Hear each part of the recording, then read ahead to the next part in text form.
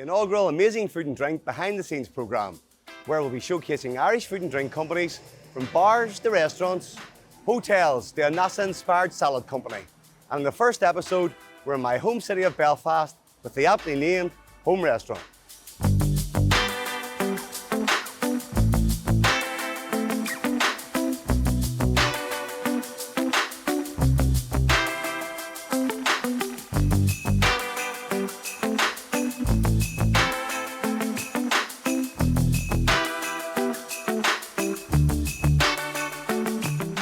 Hi everybody and welcome to Home Restaurant. My name is Stevie Haller and I'm one of the owners here. Today we're going to have a look around and see what happens on a day-to-day basis. We're going to talk about our food, we're going to talk about our drinks, we're going to talk about our history, where we started, where we are now, and we're going to have a sneak peek behind the scenes.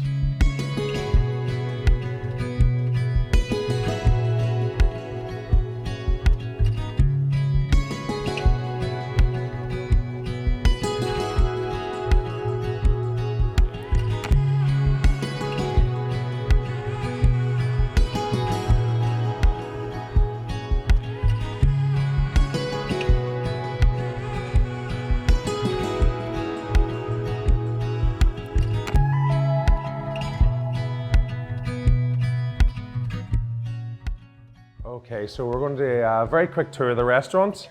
This is our front section. You can see all our beautiful plants hanging up here, which are growing so well, and there's a self-irrigation system in there, which really helps them. Any restaurant I've ever worked, there's always a problem with plants dying. These have never died. They're absolutely amazing, and they're all real. A lot of people think they're fake, but they're not. They're completely real. This is our A-board menu board that goes outside. I personally think we should have got a bigger one, but everyone outvoted me and said, no, this is fine. So this will go outside just before we open the doors. Behind here is our deli area. There's been a lot of building work above us, so we've had to kind of pause it, but it's coming back very soon. And we will do breakfast from here, and there will be like a gourmet deli at lunchtime, just in this front section. And then in the back is the proper restaurant. At night time, it's 100% restaurant, so the whole place is bunged and buzzing. We'll bring you around this way. This is our beautiful bar area with our beautiful staff, Alba and Marika, who are both absolute gems. And then we'll bring you through here as well. These are all plants. That's a wee selection of some of our fine wines. We have a lot more in behind the bar there. There's one of the things we do here really well is quite a big ever-changing wine list, so your regulars never get bored. This is kind of the finer stuff. All the artwork that you see around here is all by local artists, and it's all for sale. So if you see anything that you like, come on down and buy it. Stevie Wally and his wife would love you to come down and buy some, because they're the main artists at the moment. Over here we have the kitchen. The heart of the home is the kitchen, and this is our heart in here. Ben is in there, who you're going to talk to soon. Ben has been our head chef from day one, has become such a vital part of home. He's now a business partner and a pin in the hole.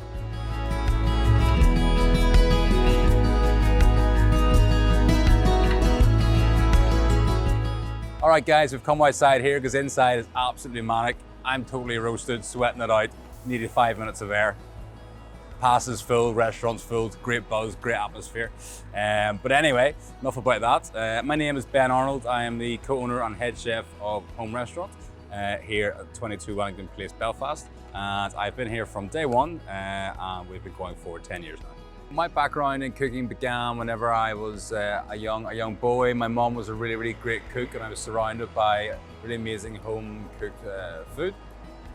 It's then developed into a love and passion for food and restaurants.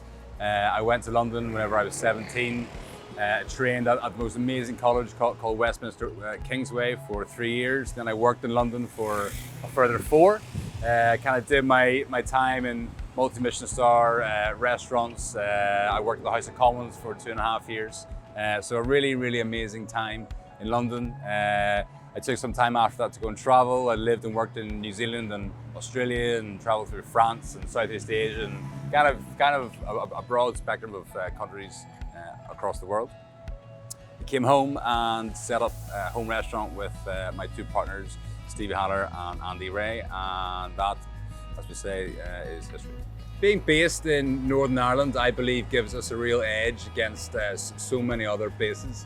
We have truly remarkable ingredients of really high quality produce, and in home restaurant I try as much as possible to use as much of what is available to me. Like, you know, our beef is truly fantastic coming from County Tyrone. We have our own organic veg farmer down down Patrick. We have our own fish guy coming from Kilkeel and Ardglass, and you know, the quality speaks for itself, and it makes my job a lot easier, taking something which is already amazing and putting it onto a plate with my own touch. So yeah, it's truly remarkable produce. So across the spectrum of our menus, you really get part of my personality coming through in terms of my classical French training, my extensive travel through Southeast Asia, Australasia, and the kind of Far East, Middle East, which is really important, and it really helps me write my menus, as well as catering to, you know, the vegetarian, the vegan, the gluten-free. So we're trying to keep as much of our customer base as happy as possible.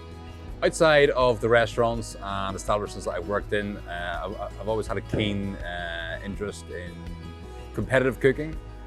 For example, I represented Great Britain at the World Culinary Olympics in my early 20s, which is a fantastic experience.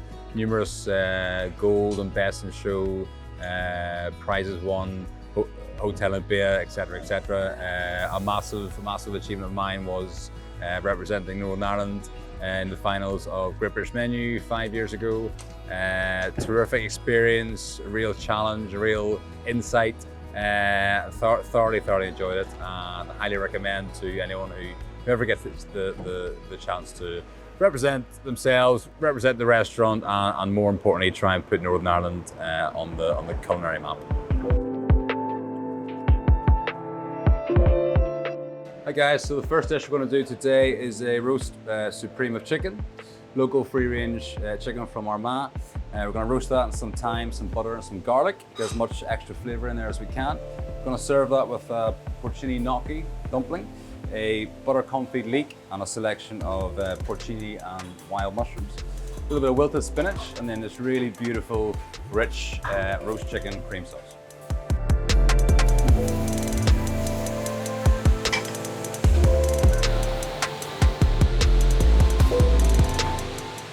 All right, so the first thing we're gonna do is cook the chicken breast. We just season it first, so sea salt and cracked black pepper. Flesh side up. So generous layer of salt. And get a nice medium hot pan. Some light olive oil. Just gonna place that in, skin side down.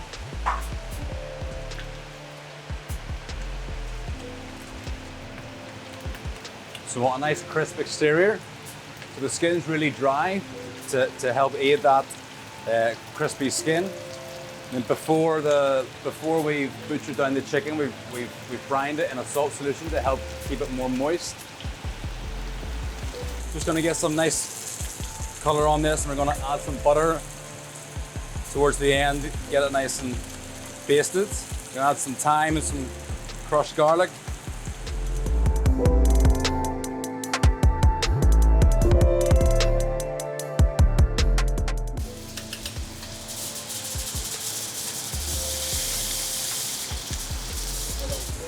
So this is going to take about 6 to 8 minutes in a hot oven. It's about 185 full fan. Add a good knob of unsalted butter. Add our thyme. Add our garlic.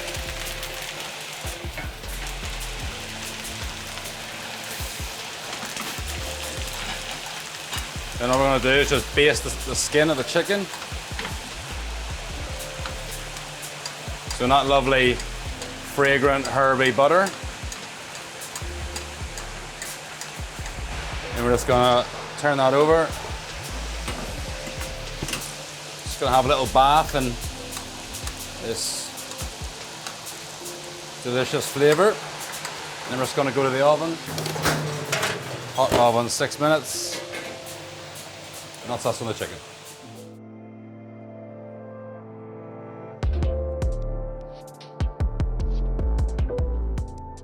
Okay, so now we're gonna finish off our garnish. So we've started with Maris Piper or rooster potatoes for our gnocchi. Turned that into dry mash, seasoned it. Then we've added some rehydrated porcini mushrooms, which are rehydrated in the water where we're cooking the mashed potato just to concentrate all that flavor. And then we've added some whole egg, some rice flour, some potato starch. And we've taken this really lovely leek, sliced it down, we've cooked that really slowly in garlic, thyme, rosemary, and butter. And then the sides are just some rehydrated wild mushrooms and some porcinis. So medium hot pan, bit of oil, in we go with our gnocchi. Gonna get a nice crust on that. Same with our leek.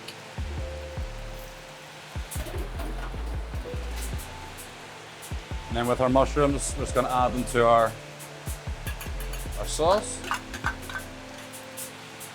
I'm gonna bring that up to the boil, simmer it.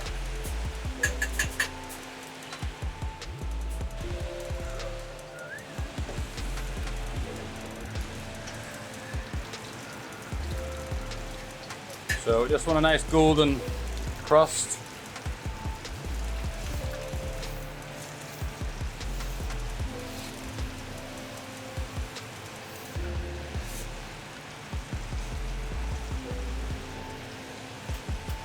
Touch more butter for good measure.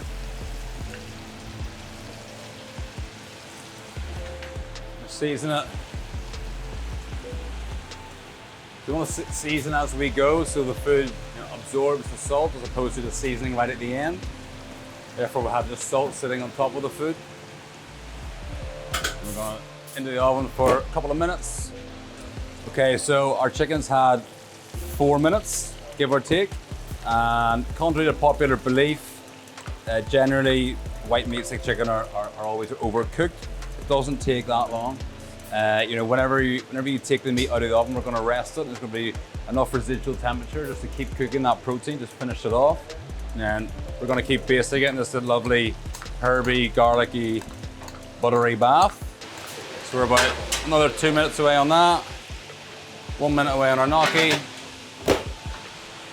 It's exceptionally hot. I know it's hard to get the feeling of heat across on the camera to you guys at home, but so now we're at 32 degrees over there. It's about, I'd say, close to 40 here. By the time we get a full restaurant, and the grill's on full whack and the oven's been open and closed, it's kind of a bit like Mordor. But you get used to it, no, tolerate it, yes. But all for the love of the customer and love of the restaurant. Just gonna rest for 7 or 8 minutes just to let all that cooking liquor and the juices just relax, because as soon as we take it out of the oven, it's all tensed up. So we just want it to chill out. So in the meantime, we're gonna wilt some spinach, just a little bit of green veg for the bottom of the plate. So medium hot pan, a little touch of butter, a little touch of stock.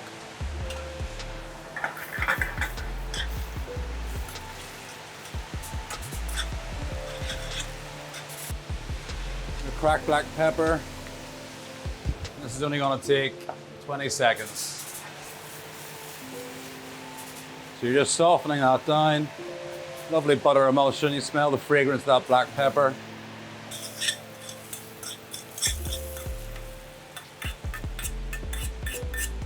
One thing we're going to do with our sauce, just in case you think I hadn't used enough butter in the dish, we're just going to add a little touch more to the sauce just to enrich it. It's off the heat. Just going to stir in a knob of cold diced butter. It's called Monte au beurre. It's a classical French technique. You're mounting the sauce with fat.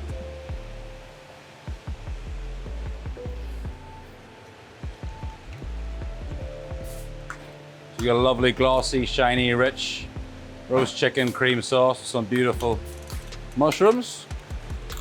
Then we're going to start the plate.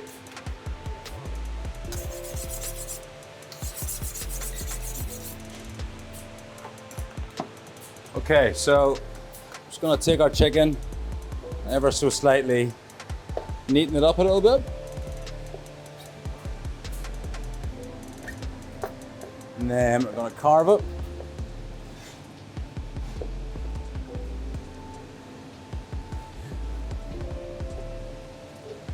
with 3 nice pieces of, you can see that really beautiful, juicy chicken.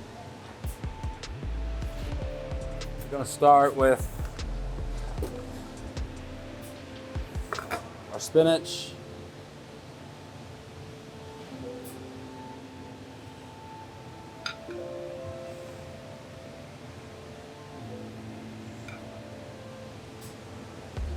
Leek on.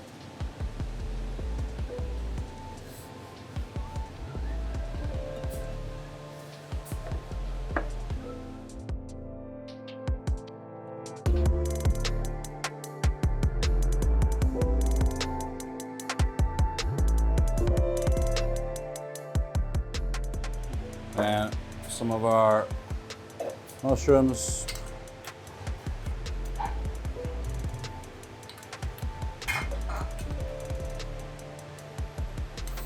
And then we're just going to fill the gaps in with our sauce.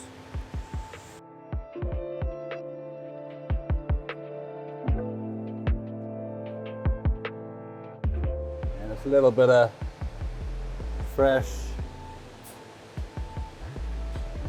watercress.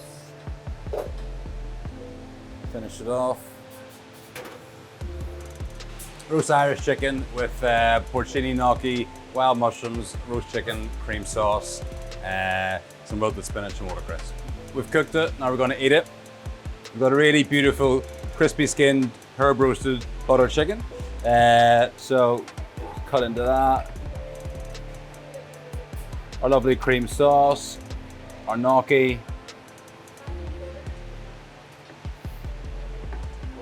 A really beautiful dish, balanced, seasoned, full of flavor, really delicious. I love it.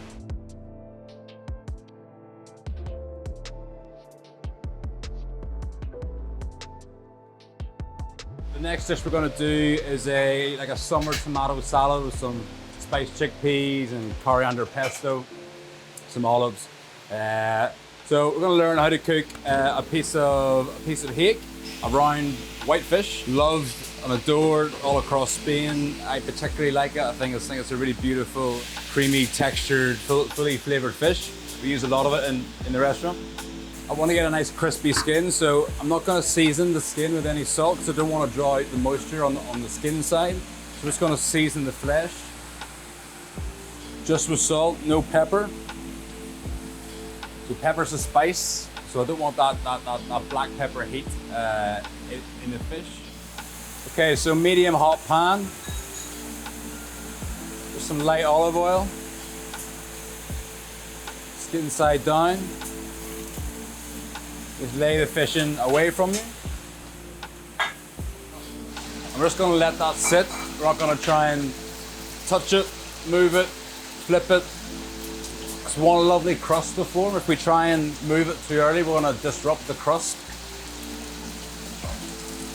This is only going to take about 3 minutes to cook, and there'll be enough residual heat in the pan just to finish it off. So we want to get a bit of brown colouring on the bottom.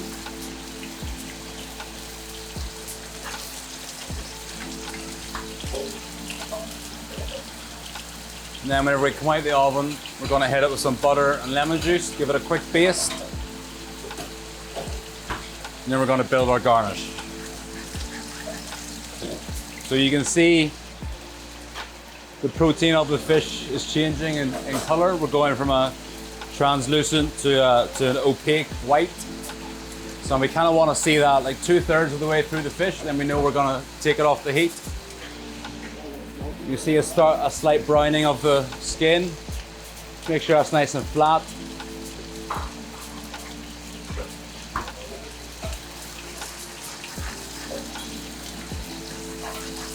We're going to go in the oven, 185, about 3 minutes.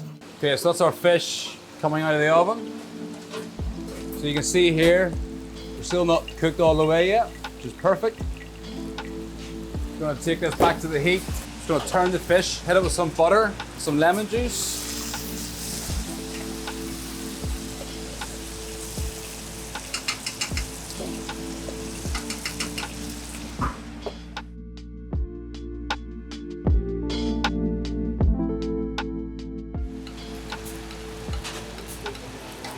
So you can see that lovely hot foaming butter. Just getting that skin darkened a little bit more. Beautiful bit of local hake. This comes from our fishermen up in Arglass, Kilkeel direction. Then we're just going to finish with a squeeze of lemon. It's going to stop the cooking of the butter.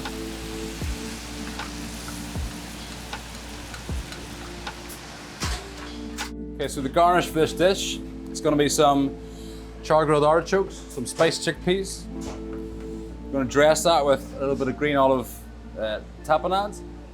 We have some really beautiful heritage breed tomatoes, a little bit of coriander pesto, just some good Arbequina olive oil. So we're going to ever so slightly warm that through.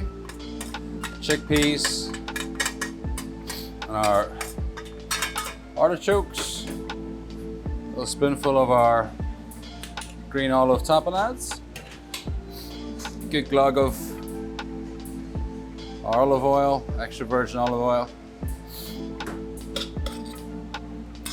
Just going to warm that through. We're just going to dress our plate now. This is our kind of summer salad of tomatoes, chickpeas, artichokes, olive, and a coriander pesto. Just going to start on the bottom of the plate with just a little bit of saffron aioli. It's just a saffron thread, lemon juice, garlic, and oil emulsion. Just going to kind of spread that like so.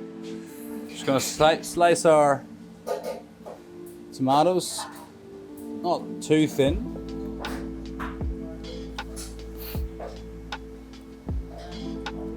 So whenever we do a tomato dish like this, we use our tomatoes at room temperature. A little selection, I'm just going to season those up. We're going to lay those bottom of the plate. We're going to go on with our lovely bit of fish. Then our garnish of our chickpeas and artichokes, dressed in our green olive tapenades. A little bit of baby coriander just to give a little bit of freshness. A little touch of that olive oil. So a summer salad of heritage tomatoes, coriander pesto, spiced chickpeas with char-grilled artichokes, and a piece of roast hake, saffron aioli.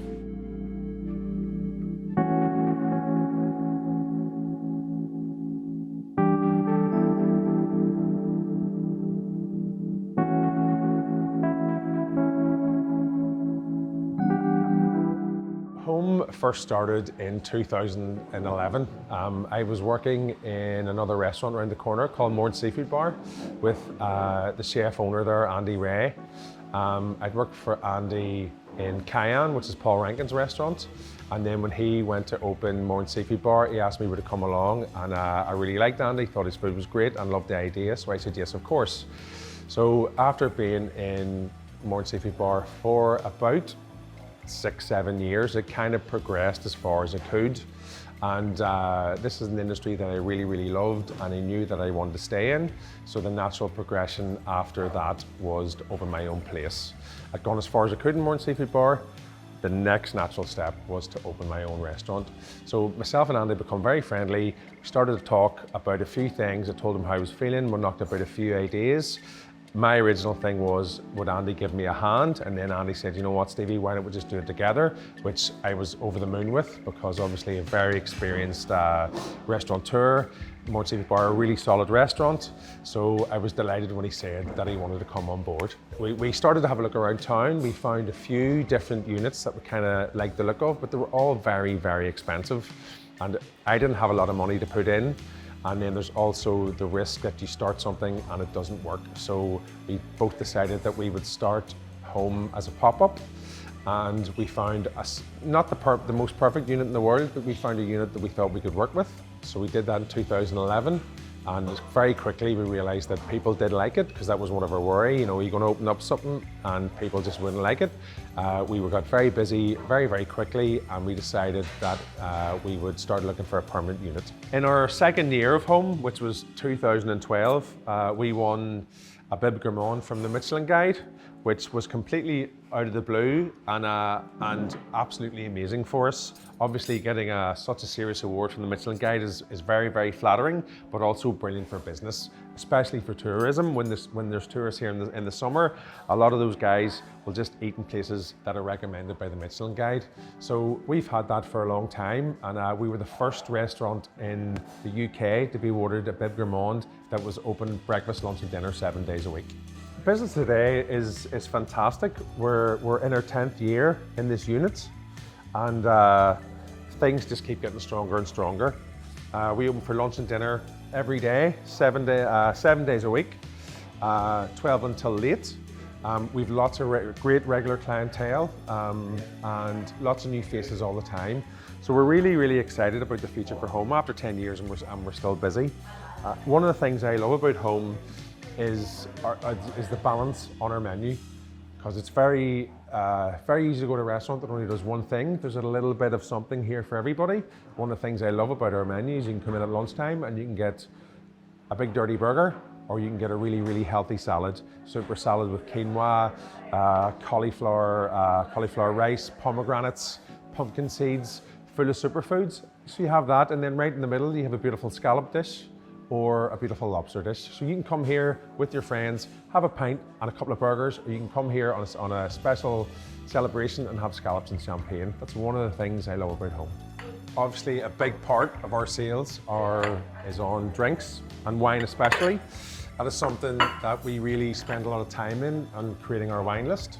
So twice a year in home, January and January, in one of the summer months, we'll do our home wine sale, which basically means that we offer our customers quite a big discount on their wine. What you find in a lot of restaurants is that customers will come in and in their head they're going to spend £20, £25 on a bottle of wine. We heavily discount that, so you can get a £20 wine or a £25 bottle of wine for 12 or 15 quid. Which if a customer wants to do that, they can of course absolutely do that. But what we would like is for them to still spend their £20, £25 on wine and try something a little bit better. Maybe something that they've had their eye on, but they're a little bit nervous to try. That's something that we do twice a year here and has been of a great success. We also, at least twice a year, do charity events here. We do one for cancer every January, and we'll always do another one in the summer. It's been for mental health, it's been for lots of great causes. So we try to do 2 charity events a year, and our wine sale twice a year, and then obviously we do a lot of weddings and big celebrations like anniversaries and birthday parties. This is the bar at home, and you can see obviously plenty of wine. As I mentioned before, we're really into our wine here. Lots of house wine in there. These are all our reds, all the whites, and then in these fridges there's more whites. The wine list is something that we spend a lot of time in home on, because we think it's really good food, needs really good wine. It needs really interesting wine. It needs obviously the big hitters that everyone wants to drink, like Pinot Grigio, New Zealand Sauvignon Blanc, but we feel that we need to offer a little bit more than that. Not educate people, because it sounds like you're being snobbish about it, but to give people an option, and you can maybe bump them onto something else and discover something really beautiful and new. You'll see all our gins. I think there's about 16 gins here. Quite a lot of local gins as well. We've got Belfast gin there, Cloud gin, which is made by a Belfast guy in Newcastle upon Tyne. Really excellent gin. Got our brandies, got our whiskies. Big thing on Irish whiskey especially Bushmills. Being local, we try to support local as much as we can. Home, the name Home, it's all about local produce and championing local artisan products, you know. Down to our whiskey and our liqueurs. We also here sell a lot of local beers, a lot of microbreweries.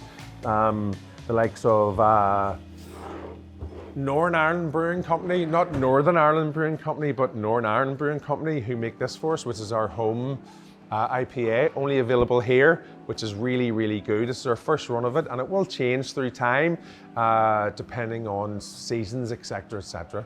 So a big thing here, home, it's all about local, it's all about supporting local as much as we can.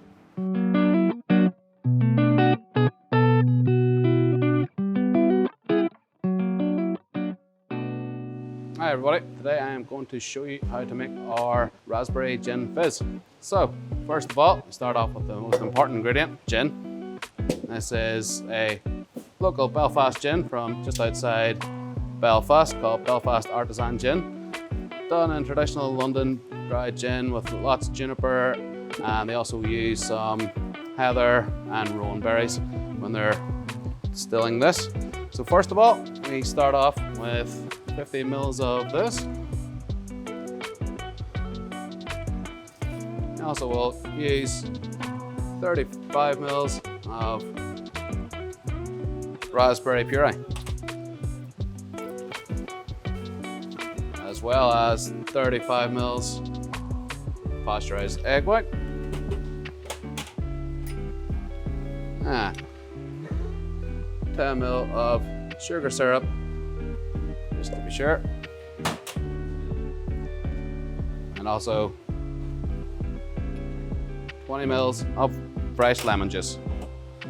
So, with egg white in this cocktail, we will have the lemon juice. So, important to dry shake this first, as it will make it nice and frothy, give it a nicer overall mouthfeel in the cocktail.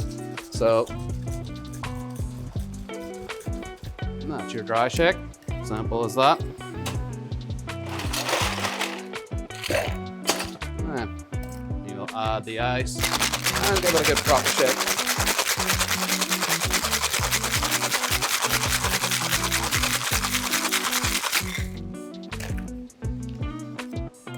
Okay.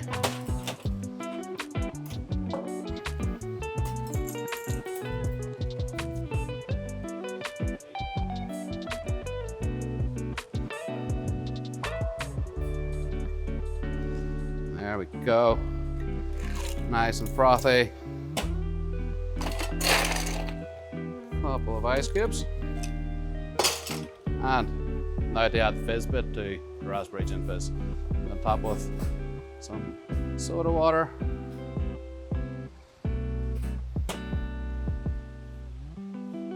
Straw. And top that off with some free-dried raspberries. There you have it, guys. One raspberry gin fizz. One of my favorite things about working in the restaurant industry is, of course, wine. We have a fantastic selection of wine here. Let me talk you through a couple of my favorites that we have here. First of all, I will start with a white. And we have this Hunter's Chardonnay. So we do like to keep things local in home restaurant here. Well, wine, unfortunately, is one of those things that we can't really do that with, but the great thing about this Hunter's Chardonnay is the Hunter's Vineyard was set up in the late 70s in New Zealand by a Belfast man called Ernie Hunter. Him and his wife. This is one of my favorites they have to offer. So lovely Chardonnay. It's done in a bit of a sort of old world Burgundy style. So you've got a lot of fresh oak that it's matured in to add nice creaminess, and matured on its lees for a while, and all around fantastic wine. This definitely would be one of my picks when I'm coming in for dinner in here. For something red, we have this lovely red from north of Italy. This is from a winery called Pasqua, which in Italian means Easter. That fantastic wine. This is a really, really great value wine. It is from the same region in Veneto where Amarone wine is made, but slightly different grape varieties. This is mostly Merlot, but they do it in the same style as Amarone is made, where they dry out the grapes just before pressing, dries out, concentrates the sugar, leaves a really nice, full-bodied, but very, very smooth and powerful red wine. You've just heard from our assistant manager Brian chatting about some of his favourite wines and cocktails. I'm going to chat about one of my favourite beers that we've got here. It's called Maggie's Leap, and it's from the Whitewater Brewery in Kilkeel, which is based in County Down.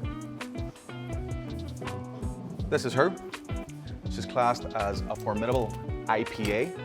Basically, we have been using these guys from the day and hour that we opened. We are a big supporter of local craft.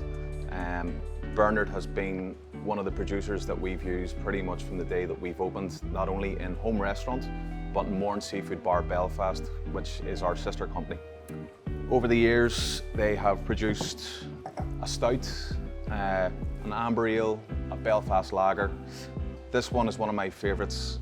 It's quite hoppy, quite citrusy, quite floral on the nose, but it does pack a punch. It's 4.7% in alcohol. Pairs very well with spicy foods. Some of our food here, there is a bit of an Asian twist. The chef does like to explore a bit, but we do like to keep it kind of contemporary and Irish at the same time. This one pairs very well.